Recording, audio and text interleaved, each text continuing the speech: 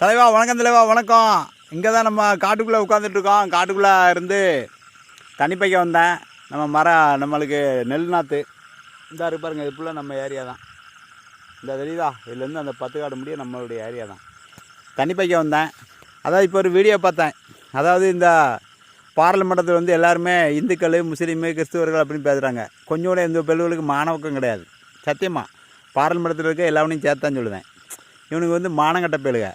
பாராளுமன்றத்தில் போய் நின்றுக்கிட்டு மக்களுக்கு என்ன சேவை பண்ணணும், நம்ம ஜெயிச்சு போயிருக்கோம, நம்மளை நம்பி இத்தனை பேர் ஓட்டு போட்டானே, இவனுக்கு நம்ம என்ன பண்ணணும், யாது பண்ணணும், இதெல்லாம் இந்த பெண்களுக்கு வந்து எக்கரமயிரே கிடையாது. இந்துக்களை கொச்சப்படுத்துறது, கிறிஸ்துவர்களை கொச்சப்படுத்துறது, முஸ்லீமை வேறு வேலை மயிர் இல்லைடா அவங்களுக்கு. கம்நாட்டி பெண்களா அவன் வேலையை அவன் சூத்த பற்றிட்டு அவன் வேலையை அவன் பண்ணிட்டு தான் இருக்கான். நீங்கள் ஒன்றும் மயிர் வந்து விளக்கு ஒன்றும் பிடிக்க வேண்டியதில்லை. சரியா? ஒழுக்க மேலே என்ன பண்ணுறதுங்க தெரியுமா? மக்களை உங்களை தேர்ந்தெடுத்துருக்காங்க, அவங்களுக்கு நல்லது பண்ண பாருங்கள். ஓகே, see you, பாப்பா.